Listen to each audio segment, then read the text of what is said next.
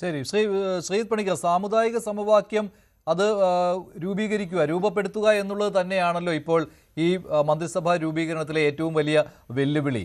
അതല്ലേ ഇപ്പോൾ ഈ ഘടകകക്ഷി മന്ത്രിമാരുടെ കാര്യത്തിൽ പോലും ഘടകകക്ഷികൾക്ക് എത്ര മന്ത്രിസ്ഥാനം, ലീഗിന് എത്ര, ജോസഫിന് എത്ര, ഇക്കാര്യത്തിലൊരു തീരുമാനം വരാത്തതിന് കാരണവും ഇത് തന്നെയല്ലേ? തീർച്ചയായിട്ടും. കാരണം കോൺഗ്രസിനെ സംബന്ധിച്ചിടത്തോളം വെറുതെ വേണമെങ്കിൽ വലിയ നെടുങ്കൻ ഡയലോഗിന് വേണ്ടിയിട്ട് പറയാം, അതാ നോക്കൂ, ജോയി എന്ന് പറഞ്ഞിട്ടുള്ള ഒരു ആൾ ജയിച്ചു വന്നിരിക്കുന്നത് ഒരു മുസ്ലിം ഭൂരിപക്ഷ പ്രദേശത്ത് നിന്നാണ് എന്നൊക്കെ, അത് കേരളത്തിലുള്ള പൊതുവായിട്ടുള്ള സെക്യുലറിസത്തിൻ്റെ ഒരു പ്രതീകമാണ് എന്ന രീതിയിലത്തേക്കൊക്കെ തന്നെ ഡയലോഗ് അടിക്കാം. അത്തരത്തിലുള്ള ഡയലോഗിനെ ഏറ്റുപാടുന്ന ആൾക്കാരുമുണ്ട്. പക്ഷേ റിയാലിറ്റി എന്താണെന്ന് വെച്ച് കഴിഞ്ഞാൽ എല്ലായ്പ്പോഴും സ്ഥാനാർത്ഥി നിർണയത്തിലാണെങ്കിലും അതേപോലെ മന്ത്രിസഭ രൂപീകരണത്തിലാണെങ്കിലും ഒക്കെ തന്നെ ഏറ്റവും കൂടുതൽ പ്രാധാന്യം നൽകുന്നത് പ്രാതിനിധ്യത്തിന് വേണ്ടിയിട്ടാണ്. ഓരോ കമ്മ്യൂണിറ്റിക്ക് വേണ്ടിയിട്ട് എത്ര എന്നതുമായി ബന്ധപ്പെട്ടിട്ടാണ്. ഇപ്പോൾ ലീഗിന് 5 മന്ത്രിസ്ഥാനം കൊടുക്കുന്നു എന്ന് കരുതിക്കോളും. അങ്ങനെയാണെങ്കിൽ തന്നെ കോൺഗ്രസിൽ നിന്നുള്ള മുസ്ലിം മന്ത്രി ആര് എന്ന രീതിയിലത്തേക്കുള്ള ഒരു ചിന്തയുണ്ട്. അതായത് ലീഗിൻ്റെ മുസ്ലിം മന്ത്രിമാർ ഒരു സെപ്പറേറ്റ് കാറ്റഗറിയാണ്, കോൺഗ്രസിന് പ്രത്യേകമായിട്ട് വേറെ മുസ്ലിം മന്ത്രിമാരുണ്ടാകണം. ക്രിസ്ത്യൻസ് ഉണ്ടാകുന്ന സമയത്ത് ഏതെങ്കിലും ക്രിസ്ത്യൻ റെപ്രസെൻറ്റേഷൻ പോരാ, മറിച്ച് സഭകളുടെ പ്രാതിനിധ്യം നോക്കിയതിന് ശേഷം വേണമെന്ന് നൽകാൻ എന്ന രീതിയിലത്തേക്കുള്ള ഒരു കാര്യമുണ്ട്.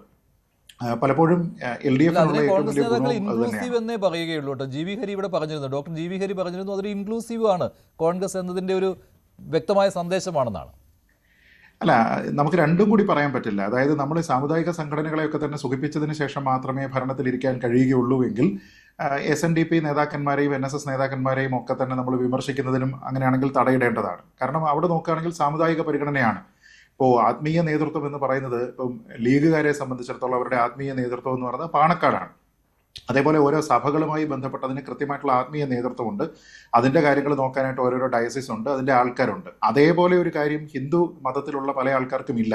സാമുദായിക സംഘടനകൾ മാത്രമാണ്, അത് ആത്മീയ നേതൃത്വം എന്ന രീതിയിലത്തേക്ക് അറിയപ്പെടുന്നില്ല. അങ്ങനെയാണെങ്കിൽ ഈ ആത്മീയ നേതൃത്വത്തിന് കൊടുക്കുന്ന അതേ പരിഗണന ഇവിടെയുള്ള സാമുദായിക നേതൃത്വത്തിനും കൊടുക്കേണ്ടതാണ്. അങ്ങനെയൊന്നും അല്ല നടക്കുന്നത് എന്നുള്ളതിനെ പറ്റി നമുക്കറിയാം. ഫൈനലി ഇതെല്ലാം തന്നെ ഒരു അപ്പീസ്മെന്റിന്റെ ഭാഗമായിട്ട് തന്നെയാണ്. ഇപ്പോൾ ഓർത്തഡോക്സ് സഭയ്ക്ക് അല്ലെങ്കിൽ മാർത്തോമ സഭയ്ക്ക് ഇത്ര ആൾക്കാരെ മന്ത്രിമാരായിട്ട് കൊടുത്തു എന്നതുകൊണ്ട് ഡയറക്ട്ലി ഓർത്തഡോക്സുകാർക്കോ മാർത്തോമക്കാർക്കോ എന്താണ് ഗുണം, അല്ലെങ്കിൽ 5 മുസ്ലിം മന്ത്രിമാരെ കൊടുത്തത് കൊണ്ട് മുസ്ലിങ്ങൾക്ക് എന്താണ് ഗുണം എന്നൊക്കെ ചോദിച്ചു കഴിഞ്ഞാൽ അതിന് കൃത്യമായിട്ടുള്ള മറുപടിയൊന്നുമില്ല. അപ്പോൾ ഇതെല്ലാം ഒരു ഒപ്റ്റിക്സ് ആണ്.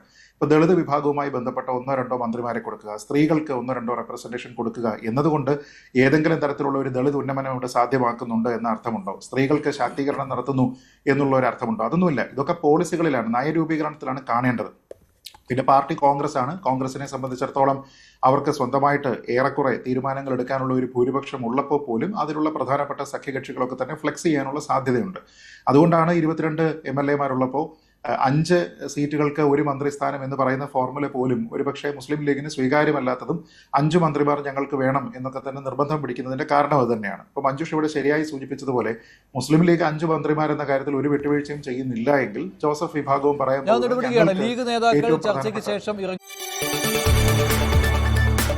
കൂടുതൽ വാർത്തകൾക്ക് News 18 Keralam YouTube channel subscribe ചെയ്യുക.